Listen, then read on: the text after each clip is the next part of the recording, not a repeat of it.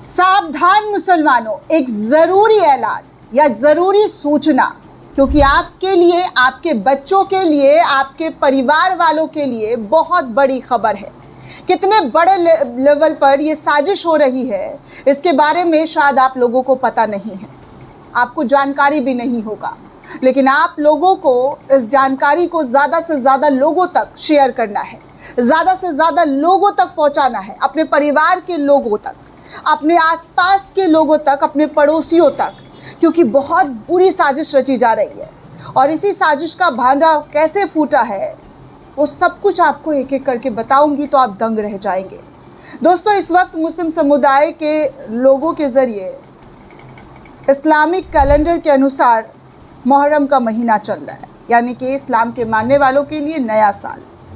और इस नए साल में नई नई साजिशें कुछ धर्म के ठेकेदारों के ज़रिए, कुछ नफरती गैंग के ज़रिए, कुछ तथाकथित लोगों के ज़रिए करना शुरू कर दिया गया है। वो तो धन्य हो उत्तर प्रदेश के बरेली पुलिस का, जिन्होंने समझदारी से, सूझबूझ से ये पूरा का पूरा भांडा जो है एक्सपोज कर दिया है। और सबसे बड़ी बात दोस्तों, ये कौन से लोग करते हैं, कौन से लोगों के ज़रिए ये साजिश की जाती है, शायद ये कोई आपको बताएगा नहीं, ना कोई आपको समझाएगा, लेकिन आपको अपने परिवार वालों को सतर्क रहना है, समझाना है।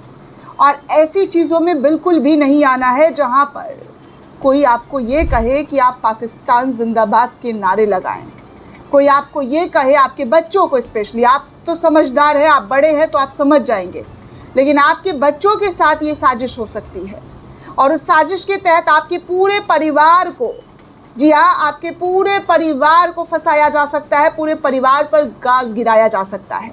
और यही मुहर्रम के पाक महीने में हुआ दोस्तों, जहाँ पर इस योगेंद्र नाम के, जी हाँ, योगेंद्र पाल और भुवनेश कुमार नाम के नफरती गैंग ने एक मुस्लिम बच्चे को अपना हथियार बनाया, अपने साजिश का शिकार बनाया, और उस साजिश के तहत माहौल बिगाड़ने की पूरी कोशिश की गई। और माहौल बिगड़ते बिगड़ते बिगड़ा नहीं, बल्कि इस पूरे मामले पर, जी हाँ, इस पूरे मामले पर पुलिस ने मुस्तैदी से काम किया और पता चला कि ये तो बहुत बड़ी साजिश की जा रही थी, दंगा भड़काने के लिए, नफ़रत फैलाने के लिए। और ये सब कुछ, जी हाँ, ये सब कुछ आपके आसपास होता है और आपको पता भी नहीं चलता है। और जब पता चलता है दोस्तों, तब तक बहुत देर हो जाती है, बहुत देर हो जाती है।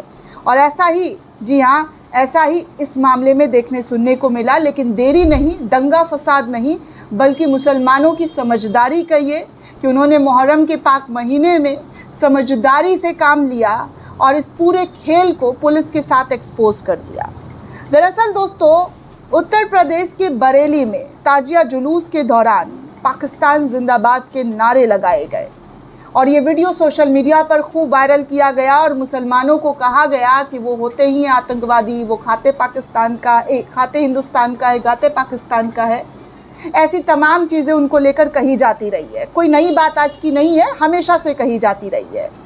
और पिछले कुछ सालों में तो और ज़्यादा बढ़ा चढ़ाकर बड़े लेवल पर जो है हेट क्राइम, हेट स्पीच बढ़ाया गया है और उनके ऊपर उंगली उठाई गई है। उनको अपने भारतीयता होने पर जो है सबूत मांगे गए, उनसे सारी चीज़ें मांगी गई कि भाई आप जो है सबूत दीजिए।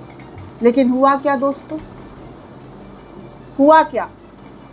आप सबूत देते रह जाएंगे, देते रह जाएंगे, लेकिन आपकी कोई सुनेगा नहीं, आपको शक की नज़रों से देखता रह जाएगा।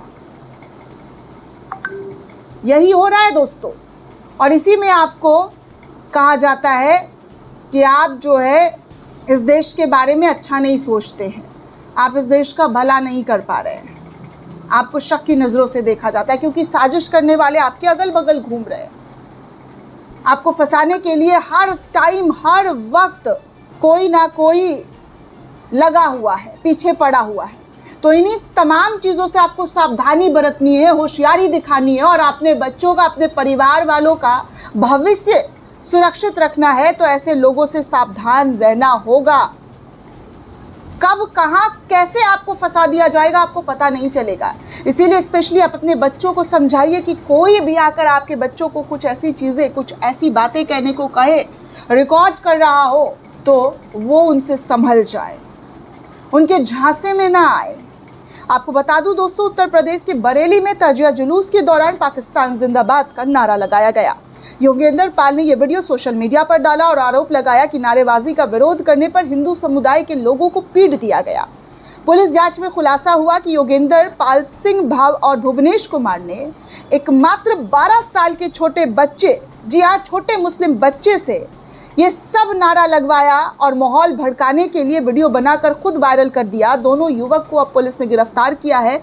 आप ये वीडियो देख सकते हैं, सुन सकते हैं पुलिस ने क्या कहा है। सबसे पहले आप ये वीडियो सुनिए। पुलिस दिनांक 21/6/2026 को ग्राम खाईखेड़ा, थाना हाफिजगंज, जिला बरेली में मुहर्रम के जुलूस में लगे पाकिस्तान जिंदाबाद के नारे संबंधी सोशल मीडिया प्लेटफॉर्म एक्स पर हुए ट्वीट की जांच में 2 व्यक्ति योगेंद्र पाल सनाब झम्मन सिंह व भुवनेश कुमार सनाब तेजपाल सिंह के द्वारा गलत नियत से एक बच्चे से उक्त कथन करवाकर शरारत किया जाना प्रकाश में आया है, जिसके क्रम में अभियुक्त को हिरासत में लेकर सुसंगत धाराओं में अभियोग पंजीकृत कर आवश्यक विधिक कार्यवाही की जा रही है। ना दोस्तों, क्या साजिश की गई थी, कैसे षड्यंत्र रचा गया था, कैसे मुहर्रम के जुलूस में दंगा फसाद हो, ये सारी चीजें करने की कोशिश की गई। लेकिन मैं शुक्रिया अदा करना चाहूंगी उत्तर प्रदेश बरेली का, जी हाँ उत्तर प्रदेश में बरेली पुलिस का, जहां पर ऐसे साजिशकर्ताओं का भांडा फोड़कर दूध का दूध, पानी का पानी कर दिया। सोचिए दोस्तों, कैसे बड़े बड़े स्तर पर ये सारी घटनाओं को अंजाम दिया जा रहा है और हम और आप मुख्य दर्शक बनकर ये सब कुछ देख रहे हैं, सुन रहे हैं और हमें पता भी नहीं चल पा रहा है कि भैया हमारे इर्द गिर्द कितने बड़े नफरतबाज हैं।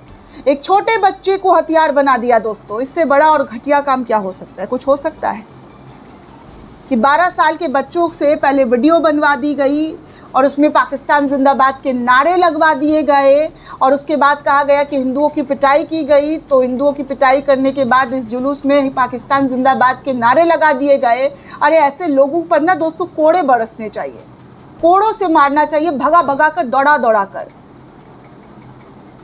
कि ये लोग जो है इनके जहन में कितनी गंदगी भरी हुई है।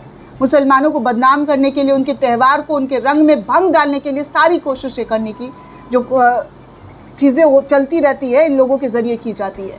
सोचिए दोस्तों, इनके जहन में कितने दूर तक की प्लानिंग प्लॉटिंग रही होगी।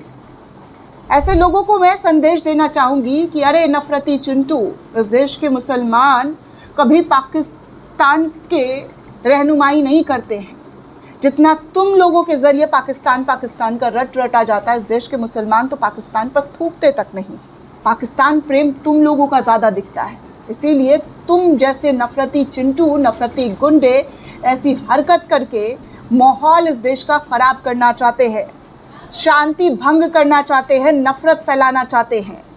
और ये नफ़रत दोस्तों कहाँ कहाँ तक पहुँच चुकी है, एक और रिपोर्ट मैं आपको दिखाती हूँ। इस महिला को देखते हैं, जानते हैं ये भाजपा से जुड़ी हुई है। मैं दूसरे लोगों की क्या बात करूं, जब सत्ता में बैठे हुए लोग ऐसी घटिया घिनौनी हरकत करें तो इन लोगों के मुंह पर थप्पड़ बजने चाहिए कि किसी के धर्म को तुम अपमानित कर रही हो। और नाम, जब तुमको इतना ही इस्लाम धर्म से नफरत है तो नाम क्यों रखा हुआ है भाई? सनातनी नाजिया, नाम चेंज क्यों नहीं कर रही हो? नाम चेंज करो ना, इतनी कुव्वत है तो करो। पता है दोस्तों, इस महिला, ये जो बीजेपी की नेता कहलाती है, जो बीजेपी से जुड़ी हुई है, इसने मोहम्मद साहब और हज़रत आयशा को लेकर बेहद घटिया आपत्तिजनक टिप्पणी की है, जिसके बाद मुस्लिम समुदाय के लोग अब भड़क गए, गुस्से में है। ये खुद को सनातनी कहती है लेकिन नाम इसका नाजिया इलाही खान है। देश के अलग अलग हिस्सों में इस नफरती सनातनी नाजिया के खिलाफ मुकदमे दर्ज किए गए हैं, क्योंकि उसने इस्लाम के आखिरी पैगंबर मोहम्मद सल्लल्लाहु अलैहि वसल्लम की शान में गुस्ताखी की। नाजिया ने मोहम्मद सल्लल्लाहु अलैहि वसल्लम और उनकी बीवी हज़रत आयशा के संबंध को लेकर आपत्तिजनक टिप्पणी की। नाजिया का यह वीडियो सोशल मीडिया पर वायरल हुआ, जिसके बाद मुस्लिम समुदाय के लोगों में आक्रोश फैल गया।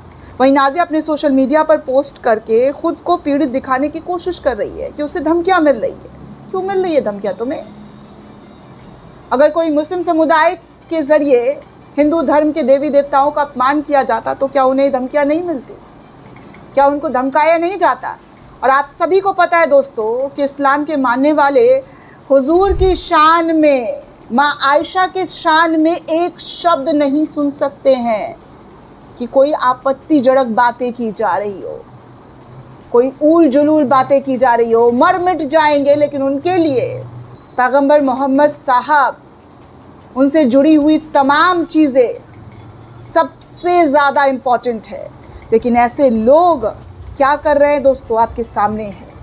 दोस्तों, सोमवार को वकीलों ने प्रधानमंत्री मोदी को संबोधित करते हुए ज्ञापन जिला मजिस्ट्रेट को सौंपा, जिसमें नाजिया के खिलाफ कार्रवाई की मांग की गई है। अब देखना होगा कि नुपुर शर्मा के तरह नाजिया इलाही खान को कितने दिनों के लिए बीजेपी सस्पेंड करती है, क्योंकि नुपुर शर्मा को सस्पेंड करने के बाद, मतलब पार्टी से निकालने के बाद 6 साल के लिए, उसके बाद आप आ सकते हैं। स्वागत है आपका। इस महिला को लेकर क्या करते हैं, क्योंकि ये लोग कुर्सी और सत्ता पाने की भूखी इस कदर है दोस्तों कि किसी को भी कुछ भी कह सकती हैं। तो ज़्यादा हैरान होने की बात नहीं है कि आप हैरान परेशान हैं, लेकिन हाँ, समझदार बनिए और समझदारी से काम लीजिए कि ऐसे लोगों से कैसे निपटा जाए। ऐसे लोगों के ख़िलाफ़ कोई इसी तरीके से भड़काऊ चीज़ें ना करके, बल्कि शांति से कानून के दायरे में रहकर, ये लोग चाहते हैं कि मुस्लिम समुदाय के लोग जो है वो भड़कें, कुछ ऐसा करें जहां पर मुस्लिम समुदाय के लोगों को बदनाम किया जाए। तो इन तमाम चीज़ों से इनके मंसूबे को कामयाब ना होने दें, चाहे वो बरेली का मामला हो या इस मनहूस औरत का मामला हो। कायदे से और ठंडे दिमाग से काम लें, क्योंकि ये लोग पल पल साजिश कर रहे हैं। दोस्तों, ये पूरी रिपोर्ट आपको कैसी लगी हमें कमेंट करके ज़रूर बताइएगा। साथ ही साथ चैनल को ज़्यादा से ज़्यादा लाइक, शेयर और सब्सक्राइब करना बिल्कुल भी ना भूलें। शुक्रिया दोस्तों।